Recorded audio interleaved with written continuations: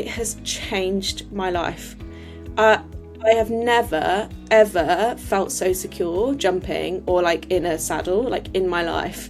I've jumped big jumps before, and I have kind of done a lot of the competition stuff, and there was something I really enjoyed about it, but I don't know what it was that I enjoyed at this point. I don't know whether it was actually just achieving cool things with a horse and in being in partnership, but I don't think I've really enjoyed competing since Obi.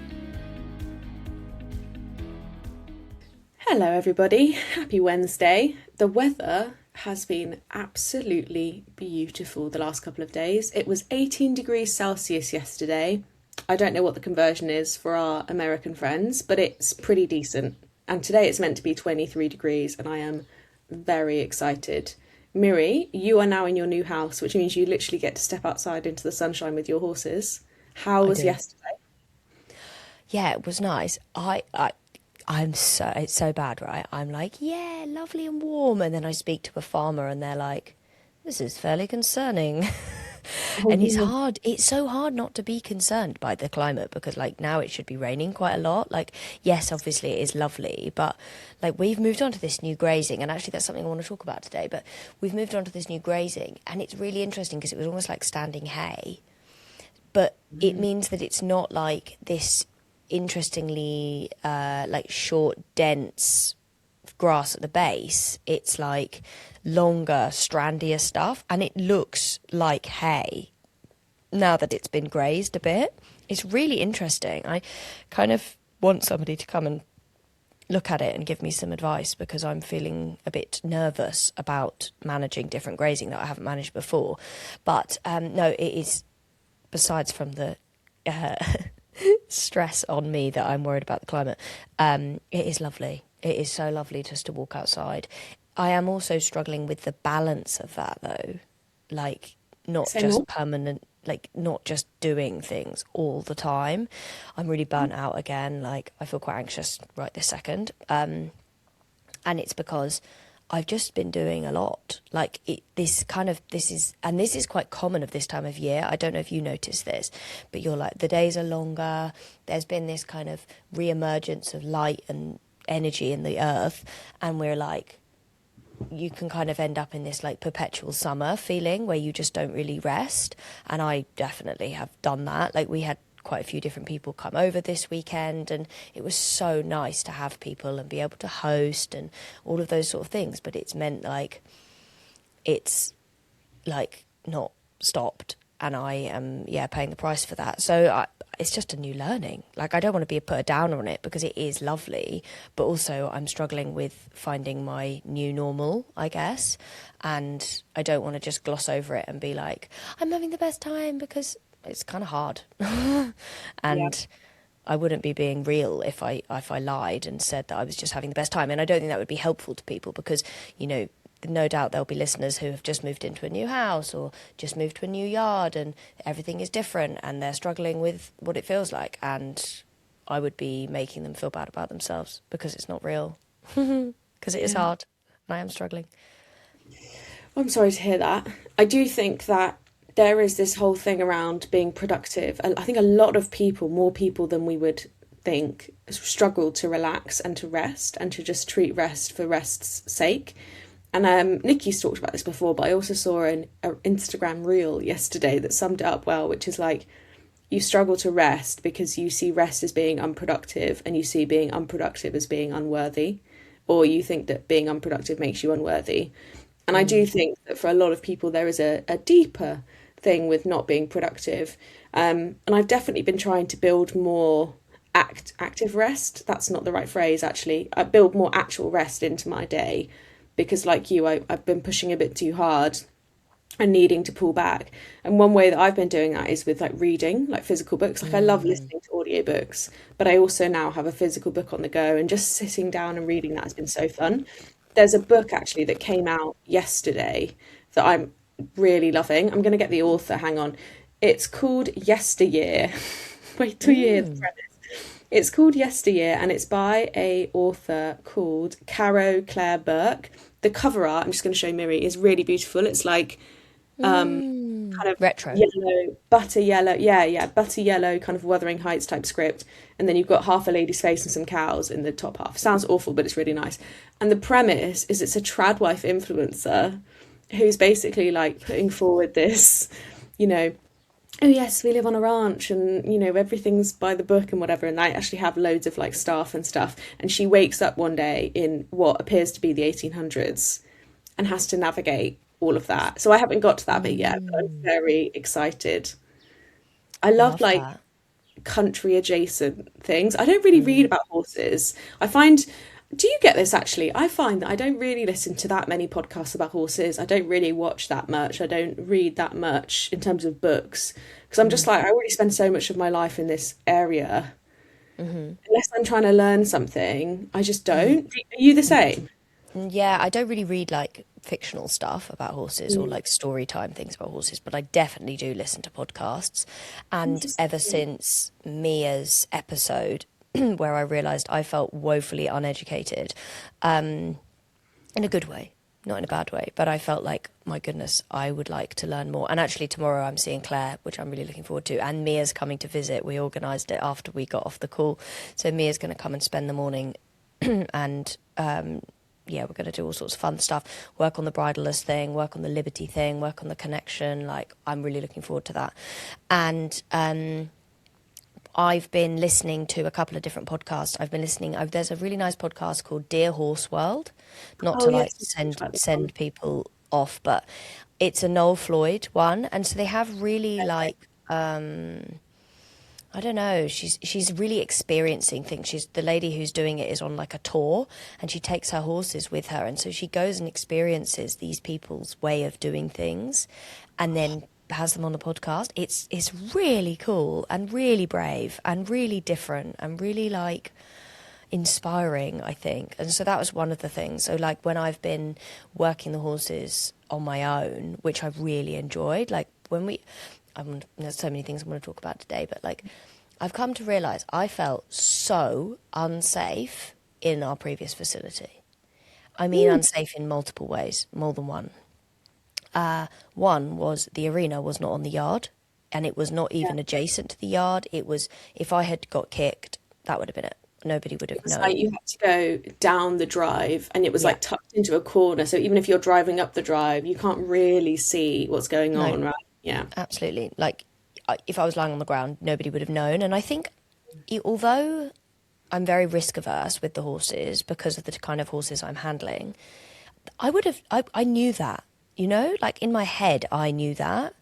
And that was not, that's not good. That's not a good feeling to have when you're working with difficult horses, young horses, stressed horses, which most of them were when they were down there on their own. So one of the things that I've been really enjoying is being able to just go to the barn, take a horse, go to the arena, tootle around on my own, listen to a podcast in one ear potentially when I'm working with one that I feel like I can do that with. Like, and that's just been really different. Like, I'm realizing I feel really different here, and I think that that is another shift my nervous system is getting used to.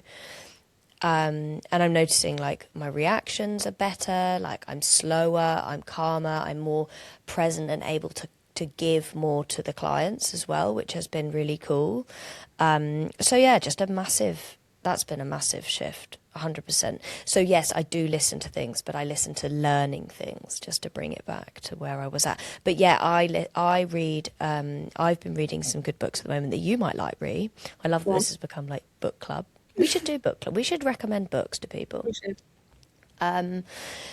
Well, actually, I don't know if we should be recommending them because the ones I'm about to recommend are a bit rubbish. But I've been reading these books, and they're like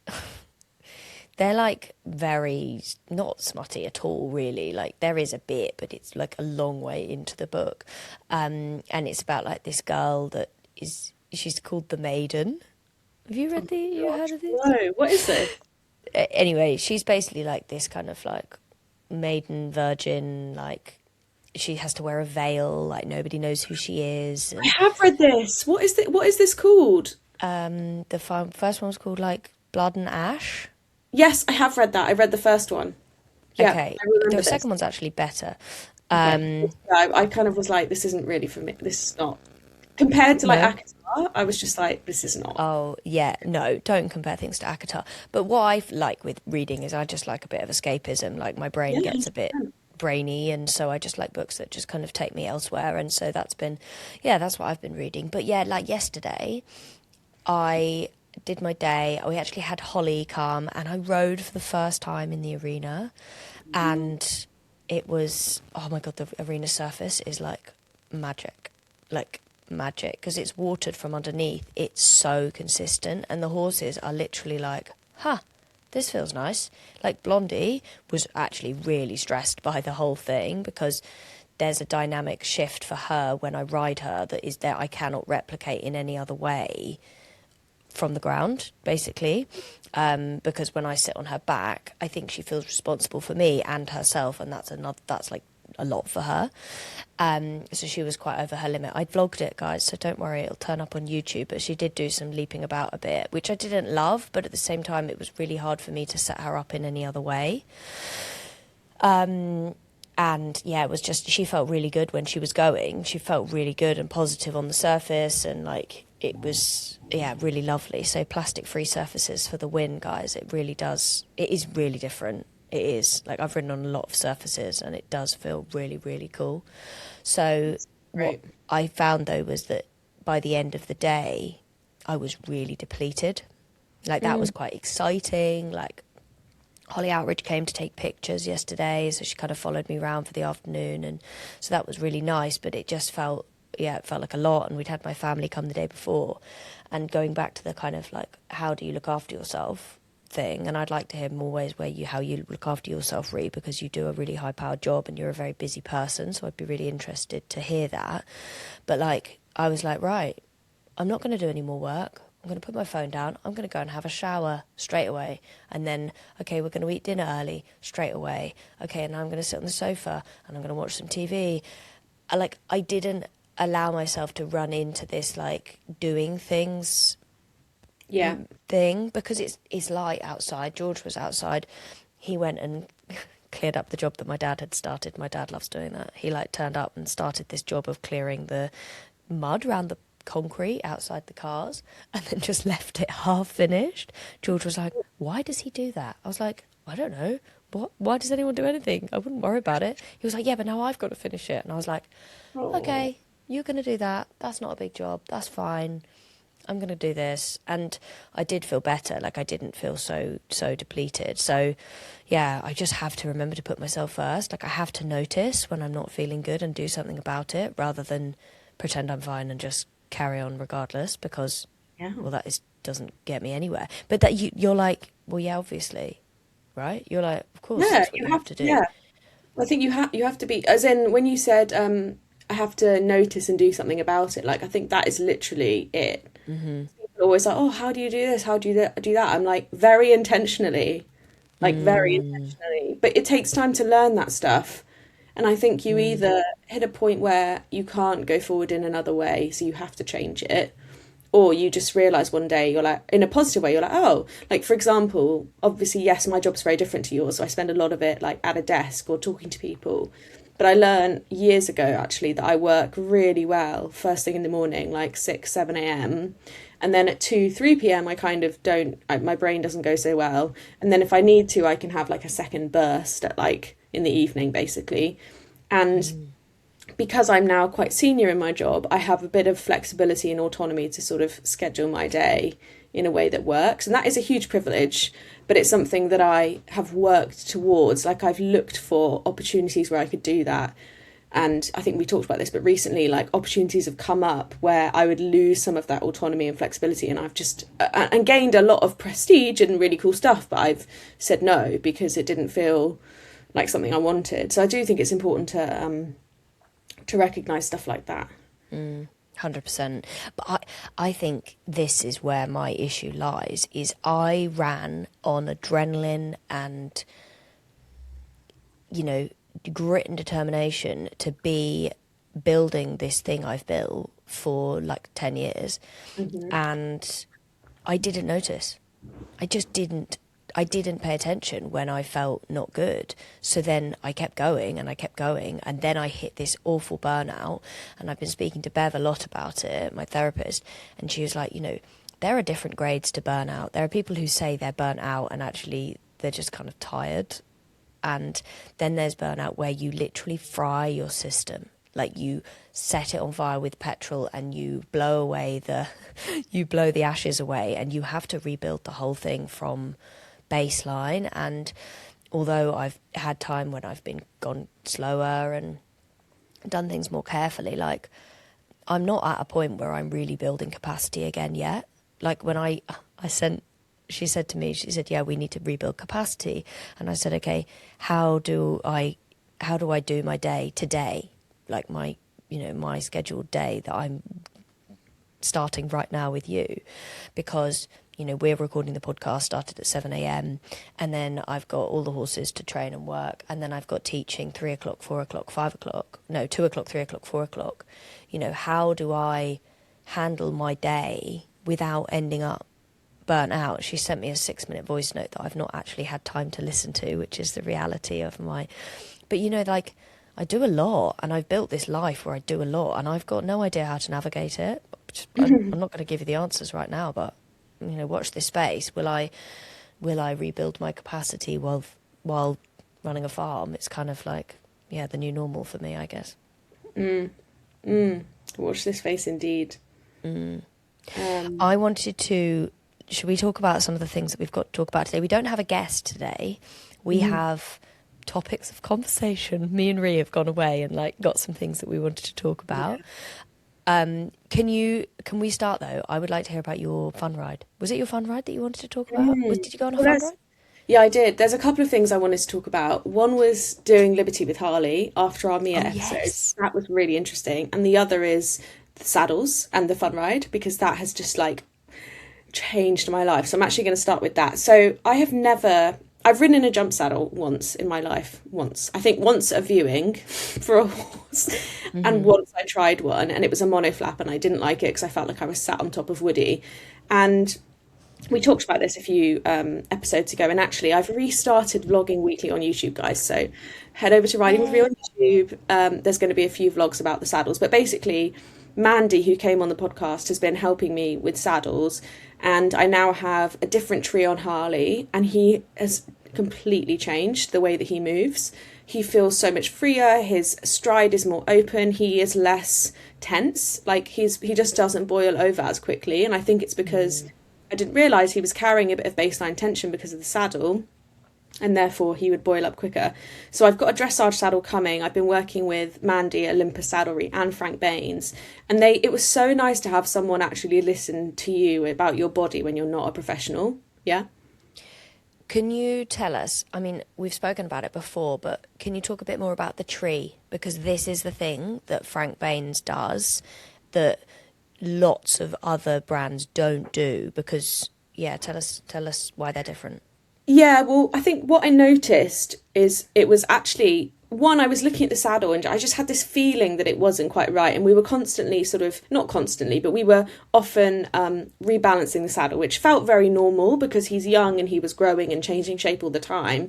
But I was really struggling with my position in the saddle. Like, no matter how hard I tried, no matter how much I trained in the gym and on my balance and my symmetry, and no matter how hard I worked in the saddle, I couldn't sit in a proper position, in a good position. I was constantly being pushed into a chair seat. And I thought I was just not very good. I was like, well, it just must be me.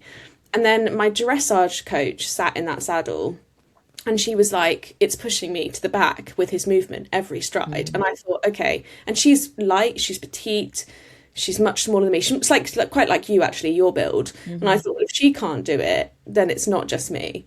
So then I got Mandy out. And when I compared the two trees, what we actually ended up putting on him, the Frank Baines one was much wider. So there was a much bigger gap in the central part of the saddle, which sits over the horse's spine. And then the section of the wither was just really much, much wider and offered a lot more space. So we tried about 4 when she first came, and there was a couple where she was like, oh, this is actually too wide, or this is too flat, and he is kind of an interesting shape. But just sitting in a different saddle, what was so nice is she actually listened. When I said, oh, my pelvis tips forward, I've got quite a long thigh, I never feel like I've got room. She actually was like, well, you actually have quite a nice, body for riding, because you've got a short torso and a long thigh. But she was like, but you have to create room for that. And so I've worked with them on this dressage saddle, which they've changed the cantle, which is the back of the saddle, to be square instead of round, so that there's room for my pelvis. They've moved the double flap forward 1/2 inch to give room for my thigh bone. They've moved something else, so like that's coming. I'm really excited about that. And then we've also been testing Harley in a jump saddle, and I tried a mono flap and a double flap. And Miri, I actually recorded the first jump lesson I had in it, but like it has changed my life. I have never ever felt so secure jumping or like in a saddle like in my life.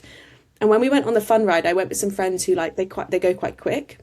And we're going on this sandy track, and because they're used to it, they just popped off in canter, and they were all really nice about it, but they were cantering like slightly downhill on these sandy tracks. And initially I was like, oh my gosh, this is terrifying, because I never canter downhill, and I had a horrible couple of falls on horses cantering that have made me a bit like ooh, about cantering out. And I was like, oh, just pop your thigh to the knee roll, and it suddenly was like, oh, like I'm completely secure and fine. And the whole fun ride, it's just suddenly clicked. I was like, oh, you're really secure. Like you feel like you could go around you cross country. And I got home, and the next Harley had a day off, and then we had a clear round up in the arena. And I was like, oh, I'm going to give him a little pop. And so my friend came to change the jumps, and there were like some cross poles. And then there were some jumps that were about like 80 or something with fillers. And I just popped up in canter, warmed him up, jumped the cross poles, came round and just popped over these 80 fences like it was nothing. And if that sounds like it's nothing for you, it is not nothing for me. I wouldn't even jump without a coach last year because I found it so difficult. And I would definitely not jump 80 fences. And I just felt so secure. My leg doesn't move. My body doesn't move. I always thought, I don't think I'm this bad at riding.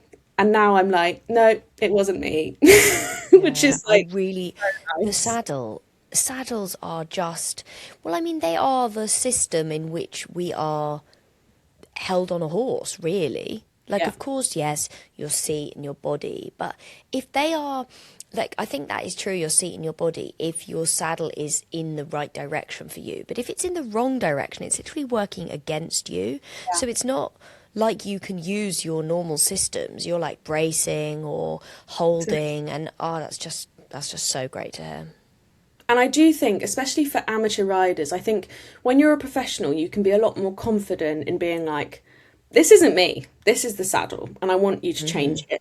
But when you're more of an amateur rider, even for me anyway, if you don't know any different, you don't know how it's supposed to feel, and it's much more difficult to be like, this isn't me, I want the saddle changed. Yeah. And that was what was really nice about Mandy, is she was very non-judgmental, but she kind of advocated for you before you advocated for yourself, if that makes sense. And then I got more confident being like, oh, this one feels good, this one doesn't. And she was like, I agree, and this is why. And yeah, it's just been really cool. So that's the saddle update. I'm loving it so far. So yeah. I need Mandy to have saddlers to train. Because I feel like the issue is often that saddlers they sell a certain range of saddles, and those certain range of saddles don't really offer enough variety, whereas because of the way that Frank Baines does things, it means that they have this variety of trees that means that they can actually fit lots of different horses. What saddlers should do is they should turn up and be like, I can't help you, the saddles I sell don't suit your horse. Yeah. But they don't do that, do they? They're like, oh, yes, okay. And you're like, well, is okay perfect, or is okay actually not okay? You know? I think, I really respect and appreciate my previous saddler, and we worked together, obviously, for a number of years. And I think it was just a case that it fit him when he came, and then he changed shape so much over the course of a couple of years that it no longer fit right. And to your point, you can't change a tree in a saddle. Like, it is what it is. And I think there came a point where it was the tree that wasn't working anymore. Exactly. But at that point, maybe a conversation, Yeah. between the two of us. Yeah. And I think that's the thing, often we want to hear, we've said this before, but like as owners, we want to hear that something works Yes. because that is a positive thing. You don't want someone to turn up and be like, your saddle doesn't fit. You can't have this saddle anymore. Because the issue that you would have had there with your previous saddler was she would have had to have said, I can't help you. I don't have something in my range that works. And if they then don't have another solution, that becomes a very complicated human issue. It's just like human nature to fix something. And like you said, your saddle was good at one point. And anyway, it's complicated. But what I think is interesting is, it would be good for more saddle brands to have more options like Frank Baines do with all of the different trees. So well, I'm just so glad that you're having such a lovely time. I really want to go on a sponsored ride, mate. Like I really want to. They are fun, but you have to find the right one because sometimes, this one was so well organised. It was with the Cranley RDA and they were so wonderful and they had stewards all around and everybody was really polite. So like most fun rides, people, if you catch up with them, they might let you go by, you can then keep going. But I have to say, it does require quite a high level of tolerance and okayness from the horses, because if you think about it, you're set off at intervals on a fun ride. If you've never been on a fun ride, it is essentially a marked route that you follow, and they set riders off in groups, like groups of your friends, not just groups with other people, and you ride this route, and it's usually about 11 miles. It takes you like a couple of hours or whatever. And what normally happens is if you catch up riders who are also riding, they will step to the side, you will overtake them, and then you might say, are you okay if we trot on or whatever? And they'll be like, yeah, fine. But that requires those horses to be okay with horses coming up behind them, be okay with waiting, be okay with then walking while those horses start trotting and cantering. And that is quite a lot for horses, I think, to manage, especially when you're doing canters and fun things. And there have been times where one of the first fun rides I took Harley on, we told this group, I think it's on my YouTube channel actually, we told this group, like, we've got a young horse and we've got a mare that kicks, so just be careful. And he was like 5 at this time. And they like disappeared. And then I think they kind of turned back, the route kind of turned back on itself. So you had 2 levels to this field, like a bank and then a drop down. And they came back from the bottom bit as we were going in one direction, they were coming back the other way. They were galloping and there were like 6 of them.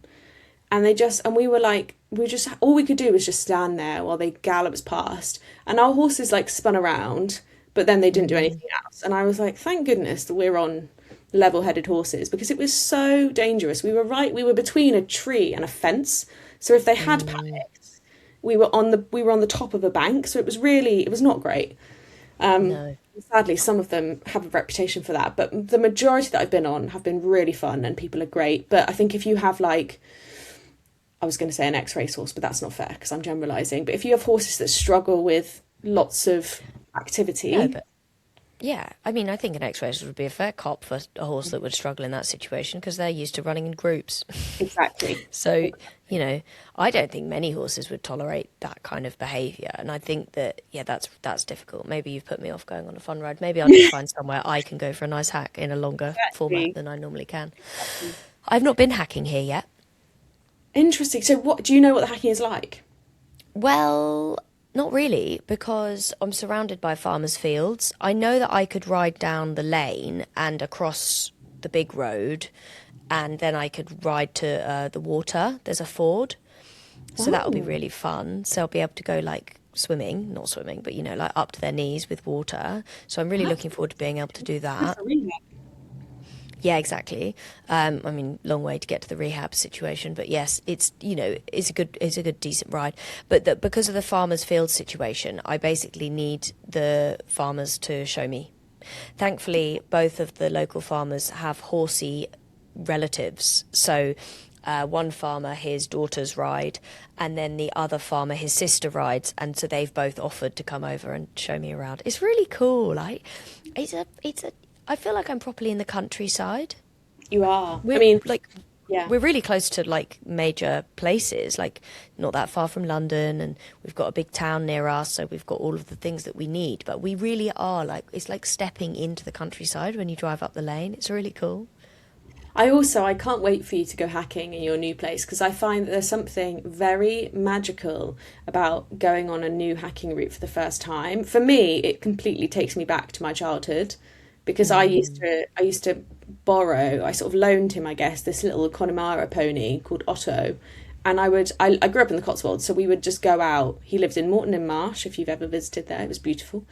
And I would just go out for hours on him. Um, and this was before really phones and GPS and stuff, so we would sometimes get lost and have to turn around. But I love it, and whenever I've moved yards and hacked somewhere for the first time, I get this sense of like adventure, and I love it so much. That's really interesting because I I think I just don't think I don't think I've lived that part of horses. Like But you horses have only joined actually, them. yeah, So I know, but I've never had places where I've been allowed to like explore without okay. being in trouble. So like I grew up in London. The hacking that we had was terrible, basically, and we had to like we did some trespassing to make it better, and there just weren't really bridle paths like anywhere. And then I was in. To be fair, actually, no, that's a lie. When I was in the big yard I worked at, we had this amazing place, and it was a farm that you could pay to ride on. So they had like a set aside thing, and that was really nice because you could like you were always just going around these loops and tracks. It was never really like exploring. Like you were never going, you know, across a mountain, or like down lots of different paths. It was quite kind of organised, I suppose. But yeah, no, I haven't had this opportunity to feel excited about it. It actually just makes me quite stressed because I'm like, oh, well, the horses are going to struggle and find it difficult because it's new. But actually, I feel unconfident about doing that kind of thing. Mm. I have a very, a clear skill set. But when it comes to like just being a partner with a horse in difficult situations, I think I've lost touch with that a bit, Yeah, which is you were interesting. saying that on the Mia Rodley episode because she was talking about the mental connection. Such a good episode if you haven't yet listened. And I've been thinking about that a lot actually, and I'd be interested to hear how you got on because I tried Liberty again with Harley. Because if you remember the first time I tried, he actually we think was struggling with something wrong with his tummy, so he was a bit like, "I'm not interested." And I went in the indoor yesterday, and I took my clicker, which he knows now. He knows the sound of the clicker means like, "Good job, tree coming." So I let him loose, and he sort of just like he actually followed me straight away, which was a really nice sign. And then there was some hay on the ground in the indoor because some of the horses who are rehabbing go out there in this indoor for like time, whatever, before they move onto the field. And I had my stick, and actually that was really helpful because Mia talked about you can use pressure to create something. Because originally when I tried to do Liberty, I was like, well, how do I get anything? How do I create anything? Because like he's quite closed. And what I found really interesting is watching him at Liberty. He is quite a backwards horse, which is very reflective of the experience I have with him in everyday life. He is not a horse who is very confident, funnily enough. Like out hacking, you really have to get him in front of your leg. Like when you're doing dressage, when he's nervous, he shrinks into Yes. himself. And can I interject? And Yes, then that's where, when you then come across situations where he is nervous of things, because he's already behind your leg, he yes, then cannot, you can't keep him in front of your leg when he's spooking. So then the cycle continues. Sorry, I just wanted exactly. to kind of He, yes, make he that like link. it's you can't get in through the rib cage, anything. He's just like a big being sat on a boulder. He like shuts the shutters, and that's that. And that was really interesting because at first I asked him to move, and oh, that was it. I was trying to walk sideways towards his hindquarters to get him to move forward, and he kept turning his head towards me to move his bum away. It was really interesting. So he's moving backwards almost all the time when I'm trying to get forward momentum. So I had to create quite a lot of energy. Like I did use the stick, and I not on him, but like near him, to be like, I want movement, I want energy. And I did have my hat on, and at one point he did this tiny little buck, and I was like, oh, interesting. He's really like, no, I can't, I don't know.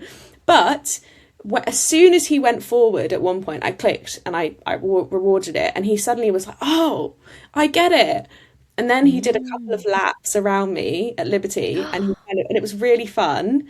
And he offered trot, like I created energy, but it was interesting because I remember Mia saying, like, what does your body say? And so at one point he's walking, and I was like, I wonder if I can get him to trot by moving my body instead of the stick. So I just started jumping up and down because I was like, you're excited, like excited energy. So I made a sound and I jumped up and down, and he started trotting, and I was like, oh my God, this is so cool. And then I did a couple of like where I walked and he followed me, and then I started running and I made a sound and he trotted up with me. And I did that a couple of times. And on the second time, he was at my shoulder and I was looking out the corner of my eye, and he was like posturing, and I was like, oh my gosh, this is so fun. And he did a couple of like turn on the forehands. It was just really fun. And I just kept marking it with my clicker. And eventually he was like, oh, I get it. It's a game. Like, we're playing a game. She's not just like chasing me around. So it was really fun. It was nice to see that so much. That's so good. And it is in these moments when we go, I really see my horse. 100%. I was really surprised to see how backwards he was moving initially. Yeah. Until I gave him the confidence, because that's what I have to do when we're jumping, is I have to say, no, I really want to do this and I really want to go faster. And then he suddenly switches gears and goes, all right, well, if you're game, I'm game. It's really funny. That's so interesting. I am so looking forward to having Mia, because like I do some stuff at Liberty with my mares and with horses that come for training, but I'm always just being led by kind of instinctual stuff, like not having any kind of like structure to follow. And so I'm so looking forward to when Mia comes to be able to be like, right, where do I actually start? Like with this horse, what is the right place to start? Okay, now what's the right place with this horse? Because having some, like you did, you know, you had some ideas to go with, like some things that you had worked out from our conversation. It's those that are then like, okay, that makes sense. And yesterday I did some Liberty with Belle, and one of the things that I often do is I'm kind of waiting. I'm like asking for way more than I should ask. Like I'm asking for like the whole answer. And actually what I did yesterday was like rewarded her like instant, like for the smallest things, rather than waiting for her to do like a whole trot circle around me. I was like, 2 steps, great, exactly. You know. And she was then like, oh, this is interesting. And by that point of the day I was actually fairly kind of wiped, so I didn't do very much, but it was it's such a cool thing, and I cannot wait to learn more about it. I really enjoyed it. Speaking of learning, I had this very interesting conversation with somebody who's going to be coming on the podcast. She runs a track livery, but she is very, very, she doesn't do much on social media. And one of the things that she spoke about was she does like quite like a singular thing. She doesn't like offer loads of different things on her track livery. She offers quite a singular thing. And we got talking about soil. As you do. I could have talked about to be all honest, day. that is a classic Miri conversation, if you ask me. And I can't wait to have her on, because she's really very passionate and very knowledgeable. And anyway, we spoke about things, and she was like, we were talking about, I don't know how we got on the topic of it, but we were talking about mineral balancers. And she was saying how, you know, now that we've moved, one thing that she would highly, highly not even recommend, she said this is kind of like a baseline, is you must get your soil tested. She was like, you could get your forage tested, but my hay guy Mark, he tests all of the hay that we have, and I could ask him for that analysis, please. Yes, Rhi? I just have an aside before we move on, because I want to hear about this, but something just occurred to me that I think about a lot and forget to ask you. You learn from a lot of people all the time. And a lot of the time they have a really strong POV. They're like, you have to do this. Do you ever like, because I often see you learn something, try and implement it, learn something, try and implement it. And I think that's great. I think it's cool. Do you ever like speak to people and you're like, no, I'm just not going to take that advice? Or do you, how do you manage that? Because I think I would get really anxious if I constantly heard this stuff. Yeah, it is hard. And it is, you know, I do have a really open growth mindset. The thing my parents are both scientists. And one of the things that I learned very early on is like, are these things based on science?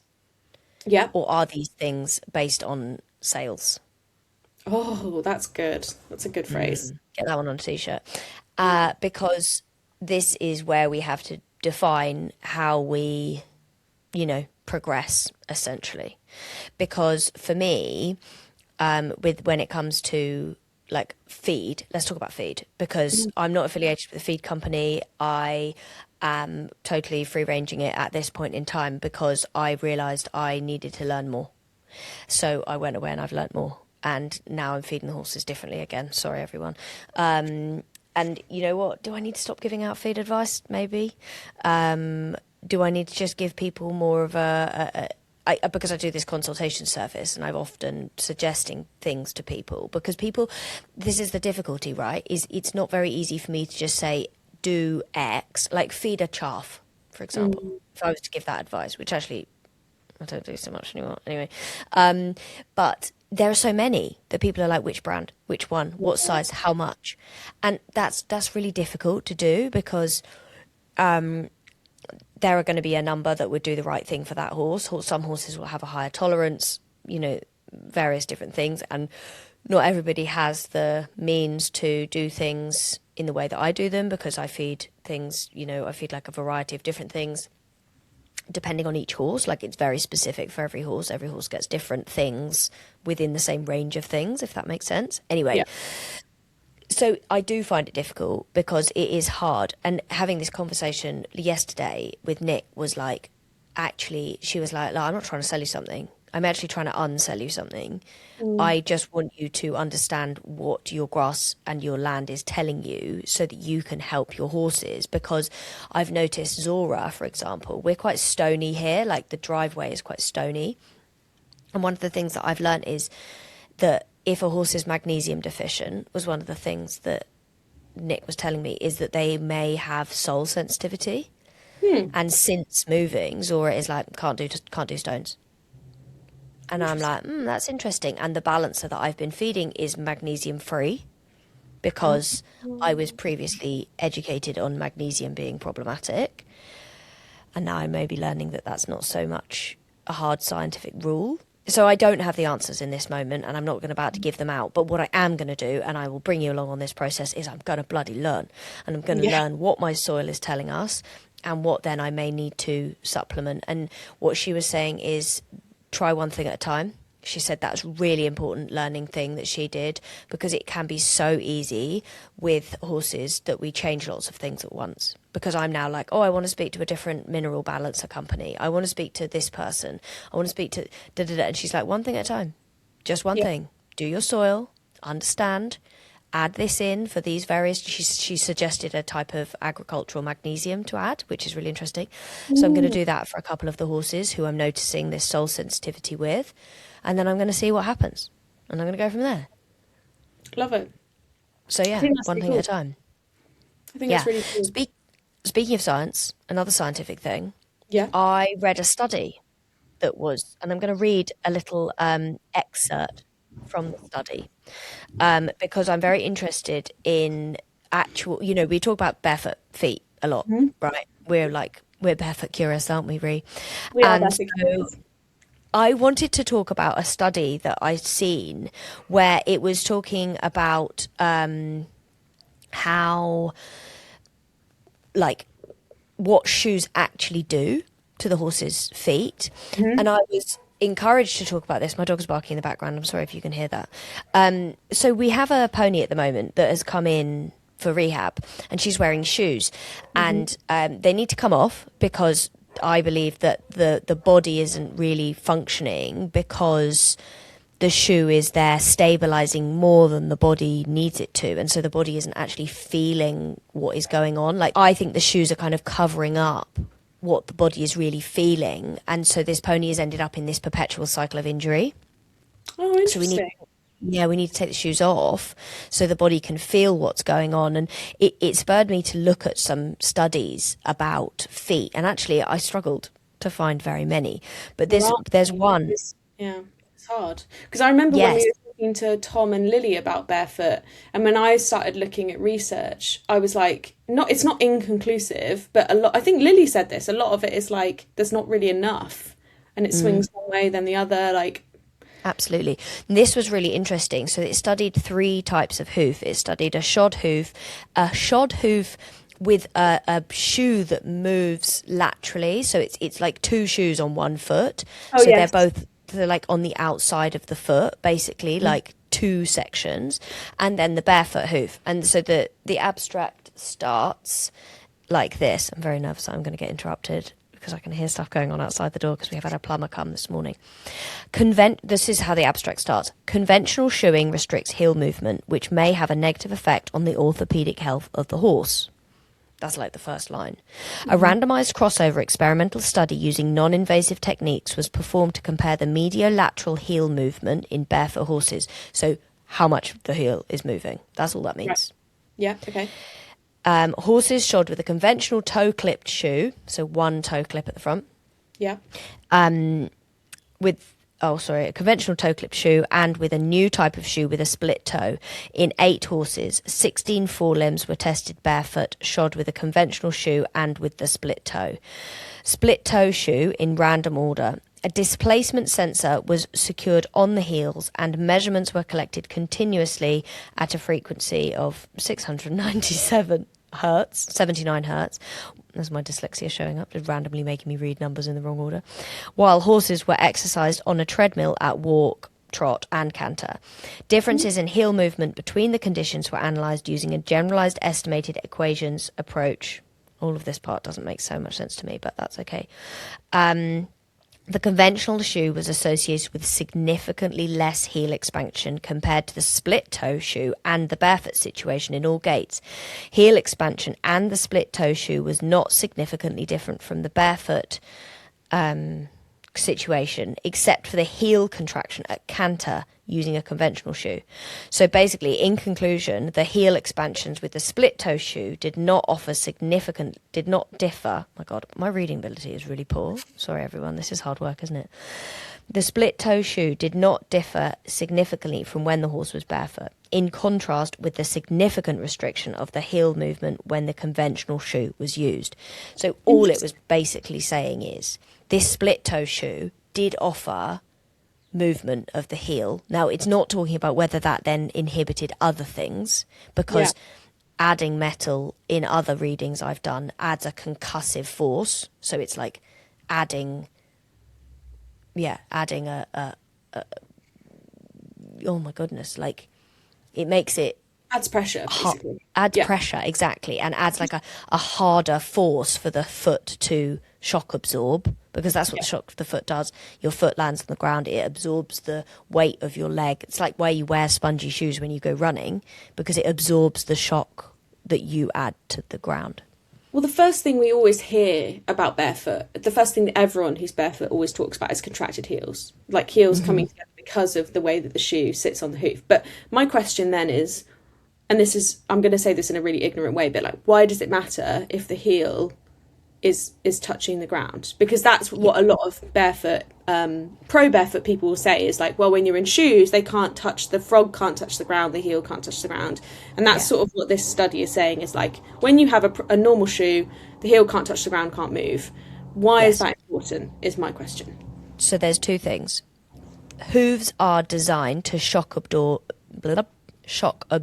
centrally. Okay? So the force of the cannon bone comes down through the centre of the leg into the hoof, pushes down on the frog. This is the force of the cannon bone, like the movement of the back of the horse's leg comes down into the hoof. The frog touches the ground. The expansion system takes place. The force is spread out into the ground of the hoof, and then it's back up again. I'm doing like a contracted hand down to the ground, expanded hand like spider back up. You look like a woman on TikTok who's like does the pelvic floor exercises. It is exactly the same movement It that is mirrors exactly that. And it is an expansion and a contraction. And that is what creates expressive impulsion.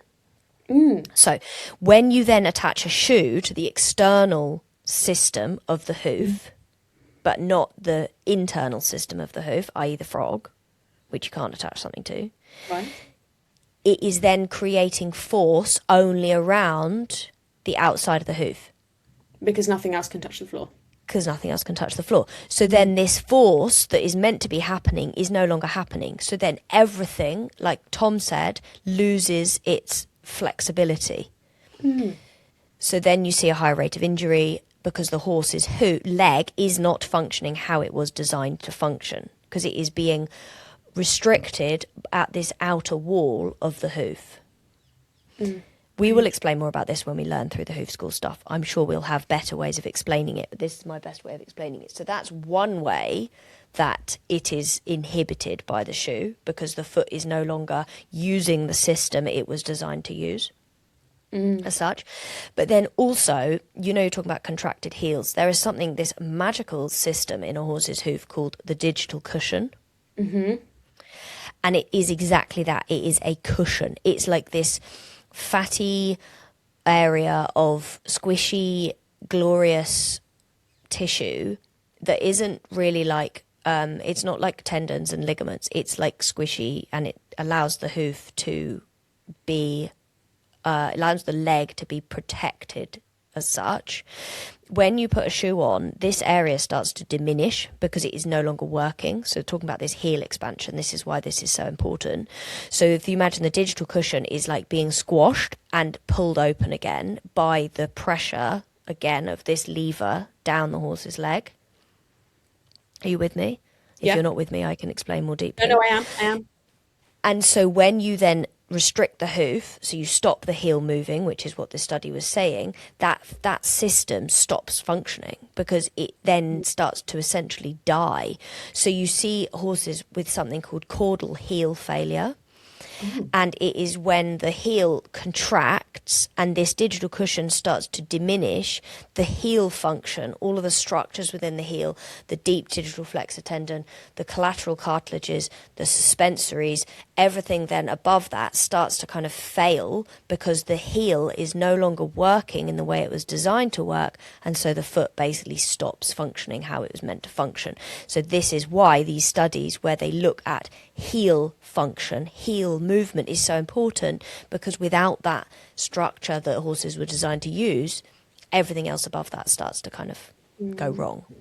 Do you know what I would love to see is a study that compares metal shoes, maybe even plastic shoes. If we're doing a dream study, metal shoes, plastic shoes, what's that phrase? Half shoes, like the open split shoes, and hoof boots against bare feet, because I'd be really interested, and I say this with the knowledge that hoof boots obviously stop a horse's hoof from touching the floor because they're in a boot, but the point of that is that the 23 hours of the day when you're not riding them, they don't need that protection, and therefore they're not, like, if we could take metal shoes on and off and only for the bits where we rode them, like, that would be significantly better. But I'm always interested in, like, hoof boots are sometimes necessary, but are they also impeding on normal hoof movement? And I actually don't know. You look like you know. The idea is no, they don't. They allow the foot to still function, but with a layer of protection. So often when shoes first come off, the sole has been very carved away before the shoes go on. The frog is dysfunctional, the heel is dysfunctional. And so they need additional support through their transition, kind of an icky word, transition, but they need support, basically. It's like us, if we were to live like cavemen and never wear shoes, our feet would be hardened, we wouldn't struggle on gravel or stony ground or changing surfaces. But if we were to just not wear shoes anymore, and it's the same as even if we wear barefoot trainers, we need a transitional state. We must transition, right? Because if when you take, this is an interesting hot take and a conversation I've had with a lot of people, is often horses are functionally sound with shoes on. I'm doing some air quotes. But actually, if without the shoe, they're not actually using their body the right way. When you take the shoes off, there can be a period of unsoundness because the shoe was covering something up, because it created a stability of the hoof which made the horse functionally sound, but they're not truly actually, because their body isn't functioning how it's designed to function, or like at its best natural state. And I don't want that to scare anyone, because if that does happen, it's a good thing to learn that, because if the shoe is covering something up, it means that your horse is compensating somewhere else for it. Somewhere else is taking the strain rather than the foot doing the job it was designed to do, if that makes sense. It's a complicated topic, and one that we can definitely keep talking about. We should do another barefoot episode, because I thought that actually Tom and Lily were very balanced, and they were really good with the way they talk. And actually, I think studies are changing so often that there's often new stuff to talk about. I have one final question on that, which is, your horses have all been barefoot for, like, let's say at least a year. How long has it been? Oh, I mean, Zora, Blondie has been, let's just use Blondie as an example, because she's quite complicated, because she has some side bone and stuff. She has been barefoot ever since I bought her, which was 4 years ago. Okay, so 4 years. So 4 years of being barefoot, do you still use hoof boots? Because I see, like, there's a couple of people on my yard who are barefoot. One of them is actually very similar build to Harley, and he has always been barefoot, and he has lovely feet, and he never wears boots, like, ever. And then there's another pony who is smaller, and he does wear boots when he does, like, fun rides and, you know, stuff like that.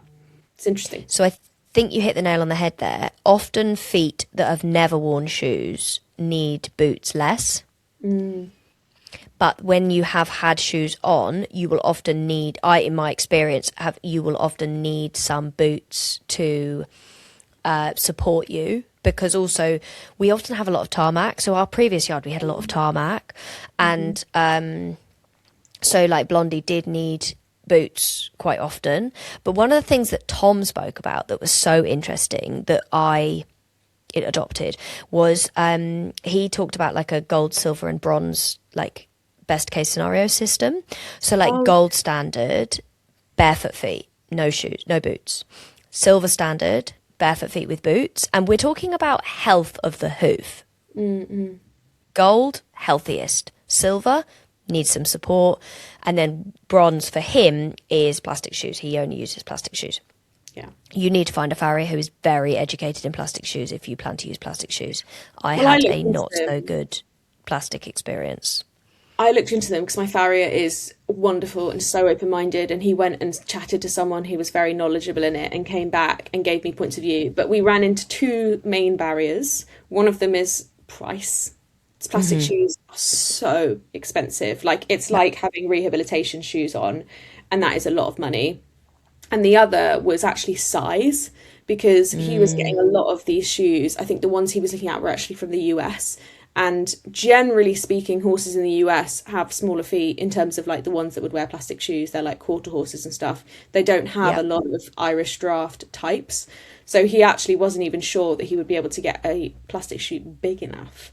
I'm sure there are obviously ways around both of these barriers, but it was definitely a route that I looked in, because I thought, oh, that could be a nice halfway. And then I was like, gosh, that's actually a lot of money. I think it was like, I want to say 250 quid.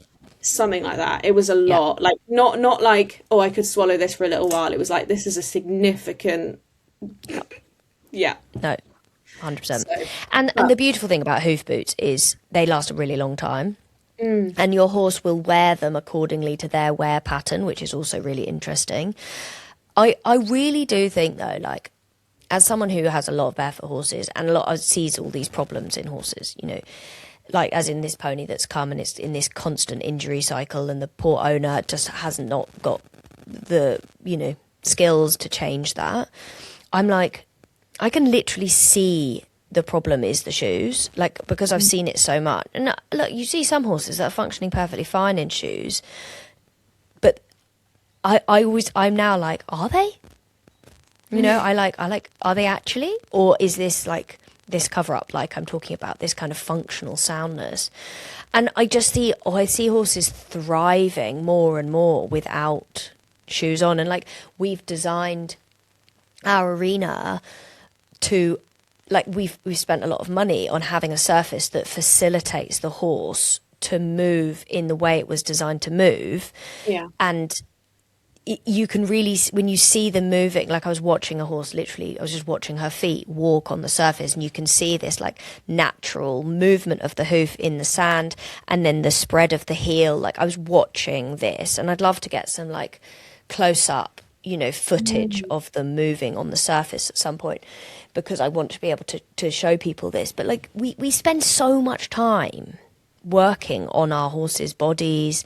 We have body work, we change our saddles, we look at their environment, how they're living, we make sure we're feeding them the right way, all of these different things that we're doing. But the feet are so commonly not like focused on. Well, I think there is a reason for that, which is if you were told that when you change your saddle, you're going to have a possible transition period of a month to a year. Yeah. You probably wouldn't. Like, there's a reason that people generally, and I'm not saying this in a judgy way, because I also am part of this camp. Like, there's a reason that people don't go bitless or go bridleless if they want to, which is that it's really hard to transition. It's really hard to learn, and it's uncomfortable. I think actually Tom and Lily talked about this, which is like, what are you prepared to give up to do this? And there are lots of thises in this context, but like, if you have your horse 24/7 in the field, you have to give up having a nice dry horse every time you want to ride. If you want to have your horse barefoot, you know what I mean? Like, there's always something to give up, and it's like, what are you prepared to give up? And we are innately selfish humans, so like, there are always we all do it. We've all, you, me, everybody listening, has something 100%. That they've not been prepared to give up in order to do the thing they love. Yeah, that is a really, really good way of looking at it, and I think an important question to ask ourselves, definitely. Because if we are doing, but then my counter to that would be, here we go, is if there is something that you're not willing to give up, is it at the detriment of your horse? Yes, because we were talking about this for something, I can't remember what it was, and I was like, oh yeah, but this, and you were like, yeah, but those are human-led, not impulses, but like human-led decisions, needs or wants, and I was like, yeah, and then you have to sit with that and be like, I've made this choice because I want it, as opposed to what my horse needs or wants. It was not, it sounds really dramatic, it really wasn't dramatic, but you have to sit with that. And I think whenever I've made a big change with my horse, it's always been because I've become uncomfortable with where I sit on the line, and I'm like, I'm going to shift my position here, or like, I'm not prepared to make this decision any longer. Actually, horrible example, but like this deciding to finally let Woody go was like, I'm not prepared to put myself ahead of him anymore. Like, it's now no longer a decision that I'm comfortable with. And I think there's a lot of moments like that in our horsey life. Yeah, for sure. And it's making them when they're small, so that then they are small, not when they are big. If you were to learn stuff like we're doing with the hoof school, and you were like seeing these small things with your horse's feet, for example, just let your gut lead you in those moments, because that will save you a lot in the long run. Don't wait till it's really big and bad and ugly, because that's not the one. You had something you wanted to talk about a census. Oh yeah, I did. So Harry Hall, there's a few of these, but Harry Hall did a census of equestrians. I'm just pulling it up now if you can hear a bit of clicking. And I'm trying to think how many people they actually interviewed, but it was basically looking at how the economy, and there were lots of things in this, but like cost and what's changed, basically. It was 2024 to 2025. So they've got, for example, what factors do you feel have the most positive effect on your horse's overall health and well-being? And 42% said exercise was very important. 67% said stabling and environment. 64% said socializing and relationships. Like, there's a lot of, I think there's a bit of a move towards wanting more for our horses and wanting better. And I see much more on social, for better or worse, in the way that it's called out. But like, when people talk about horses living alone or not having turnout over the winter, like, it's very quickly called out these days. And I do empathise because some parts of the country are just really bad for livery yards, and it must be really hard to be like, there's literally nowhere, like it's this or it's don't have a horse. But I thought that was quite interesting. And go on. Can I maybe pass comment on that? It's just interesting. I have these conversations with people all over the world these days. This consultation thing that I do, and it is really, really hard sometimes. Like I have conversations with people and they're like, this is our only option of where to keep our horse, and it is so unsuitable. Like I had one person the other day saying to me how they have a really difficult time with this horse, and the horse's neighbour, like the person and horse next door, they were like, she's really aggressive to her horse. And I'm like, that for me feels like a non-negotiable, not okay. But they're like, we literally haven't got another option.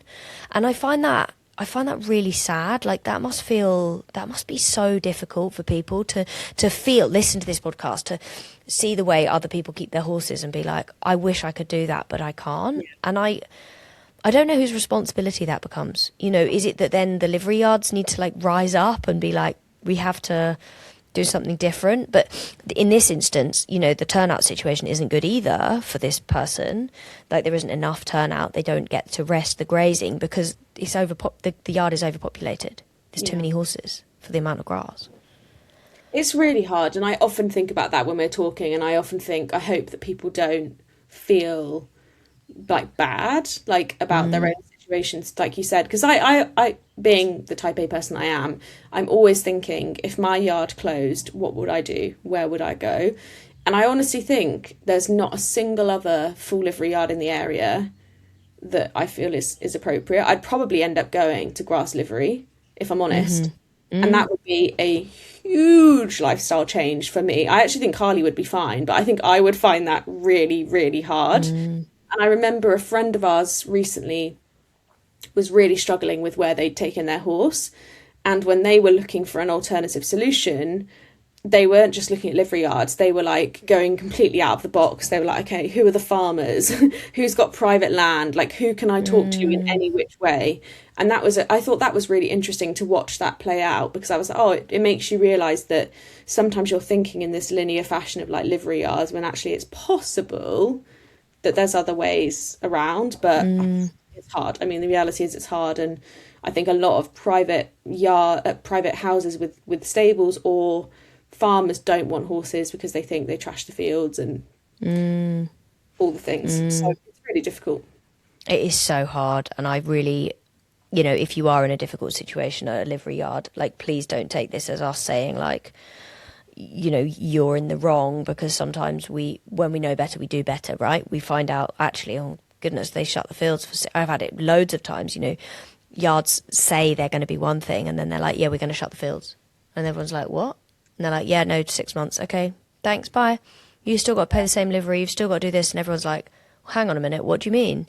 And then you're just put in this very difficult situation, and that can feel very uncomfortable for people. And, you know, we're here with you. And I wonder if there's, I don't know, one day there's something that we're going to be able to do about these sort of places, and we're going to be able to, there's going to be more legislation as such to control this kind of thing. But it is a complicated one. Was there anything else interesting that came up in this census that you wanted to talk about? Yeah, I think just really interesting to see how people are dealing with how looking for horses is getting harder. So the question was, do you think owning or caring for horses is getting harder? And 87% said yes, and 13% said no. And then 67% said they'd made cutbacks in their equestrian life. And the top of that at 67% was competing lessons and clinics. Then it was rider wear. Then it was horse rugs and horsewear. Then it was insurance. Then it was bedding, food supplements, livery, and all the way down to routine visits and farrier, which is good, I think, because people are prioritising that in the right order, I think, for welfare. But then interestingly, they were asked, have you had to make cutbacks in other areas of your life in order to keep your horse? And 64% said yes. And they were cutting back on holidays and travel, 88%. And then the next highest was food at 36%. And 28% were then cutting back on their car.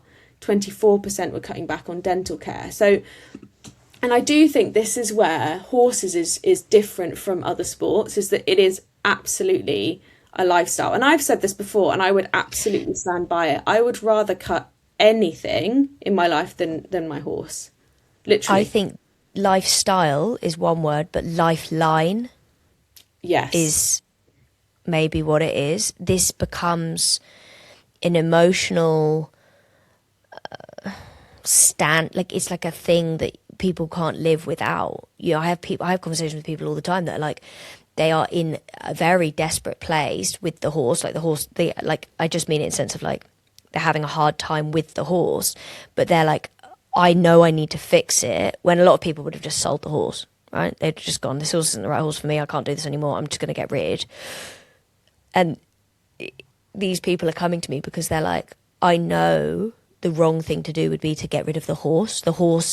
There is a communication between this horse and myself that needs to be fixed, because that is so important to me, rather than like you say, that's not going to be the thing that gives. It's going to be something else that has to give, so that the horse can be made, that situation can be made good. Basically. Isn't it interesting too? Like, there's this really odd relationship or behaviour where we're like, I would give up anything, I want to put my horse first in every way, which is all true in terms of what they spend money on and things, and what we all spend money on. But then equally, there's this element of like, well, it's costing me everything, financially, emotionally, whatever.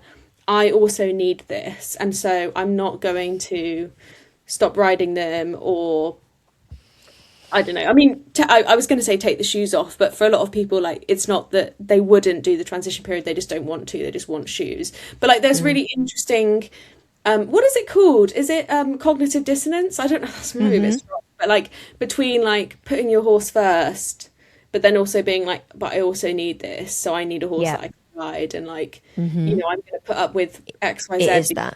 It's really cognitive dissonance. Cognitive dissonance is often used when it comes to eating meat. It's one of the ones where I've really like, we go, I love animals, but I want to eat meat, so I'm not going to think about the process of how that animal becomes my dinner. Right. And it's then when we become not dissonant, we become cognitive about it, we become aware of it, we then are like, oh, I can't not see that this steak was once a cow. Yes. And that's the thing.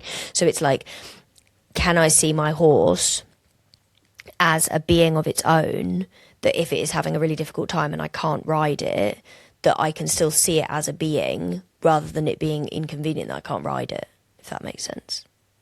And actually, I do wonder whether, as we move, because we've moved into a place where natural horsemanship, better welfare, all of those conversations are becoming more and more loud and frequent and common, but at the same time, our economies are getting worse and worse and worse.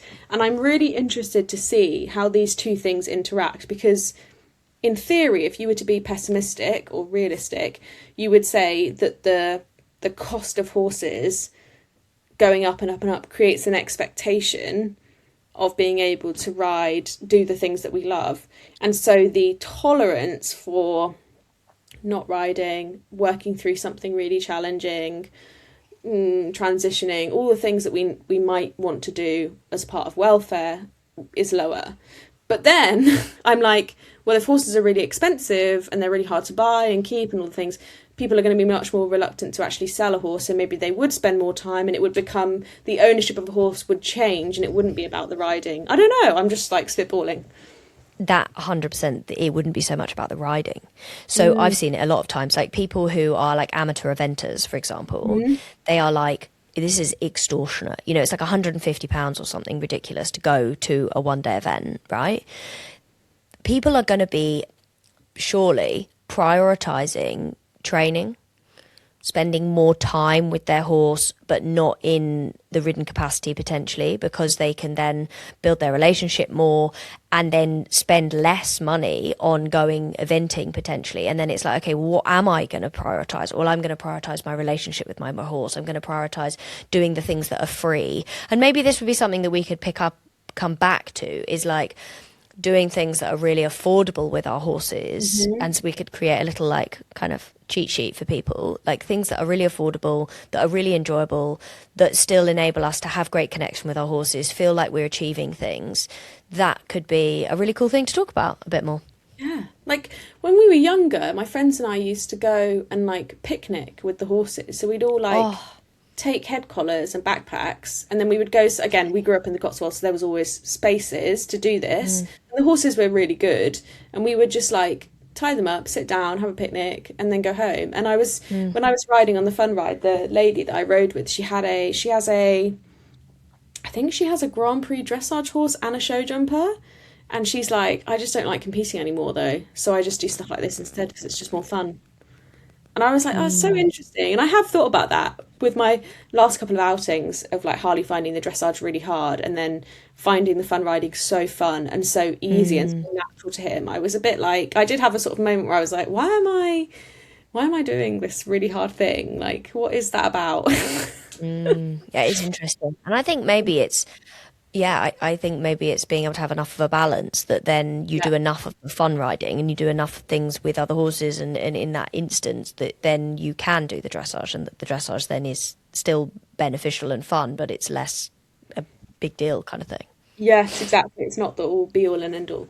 We should talk too about your competition journey when you get settled, because I'm really interested to know whether when you get settled and you have all these lovely facilities, if you do get a yearning to compete again with like Zora, or if you're like, actually, I really have stepped away from it and I really don't care. I'm just interested. Yeah, I really don't know. I really, really don't know. Like, I used to love going to shows, and I've jumped big jumps before, and I have kind of done a lot of the competition stuff, and there was something I really enjoyed about it, but I don't know what it was that I enjoyed at this point. I don't know whether it was actually just achieving cool things with a horse and in being in partnership, but I don't think I've really enjoyed competing since Obi.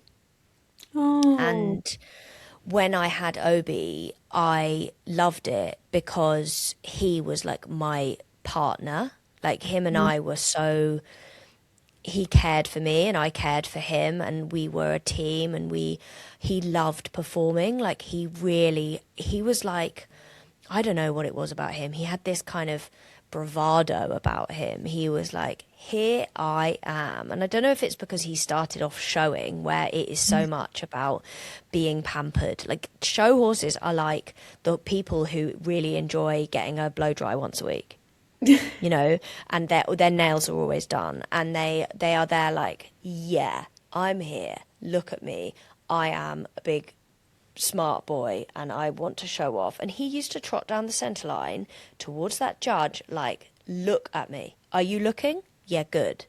And that feeling, I haven't had that feeling. Zora does have that in her body. She is a show off. Like, I remember when I think I've spoken about this, when she spoke to Eleanor, the communicator, and she was like, I like going dancing in my shiny bridle. You know, like, and she has a shiny bridle, like, it's got a patent noseband and a sparkly brow band. And I do think that will come back. I hope it will. I don't know when, and I don't know how, because I now ride her bridle bitless. But maybe it will be in a different way, like Mia does it, where she does it for the feeling, not for the result, not for the qualification. She does it because she wants to show how it can be connected with a horse, how it can be positive with a horse. I think that will probably be where I come back to the competition world. Watch this space, I guess we can say. Yeah. I enjoy it. I think I like having a goal, and I find that competitions are the culmination of like training and preparation. And of course you can train without a goal and you can just see how you are. But there's something for me really special about a competition in the way that it really tests our relationship. And I quite enjoy that because I like to know where we are. And like, it's not the same as going training. Like, yes, that's there. But there's something about that I find really special about when me and him go out together alone, and we're like hanging out by the box, and then we get on and and I'm asking questions in the warm up, and I'm like, are you with me? Do you feel safe? Do you feel good? How are you feeling? Like, and yeah, okay, sometimes it's not always, he's like, actually, no, I don't feel good. But I like to know where we are. And when it does go well, there's a real sense of achievement of like, oh, I've helped him get here, and I really like that. But yeah, but I enjoy the training too. And in fact, this weekend I'm going cross country training at Munstead, which I'm really excited about, because they apparently have I've never been actually to Munstead, but they apparently have a really nice introductory sort of hunter trial environment. And so I'm going training there to see what we think, see how Harley feels. I think it's our first time doing cross country on grass this year. So like, how has he come out after winter? He's feeling amazing in the jumping right now. So I want to see how he feels. So cool in your new saddle. Yeah, I can't wait. I feel so good, and he feels so good in it, and like, just very cool. Yep. Amazing. Well, thank you for listening to this episode of This Equestrian Life. We have got some really exciting guests coming up. We kind of did a shout out on Instagram, and we've got some really cool things coming up in the rest of the season, so we hope you will stay tuned. As always, if there's anything interesting that we've discussed, we will put it in the show notes, like the study about the shoes and stuff. And otherwise, we will see you next week. Bye for now.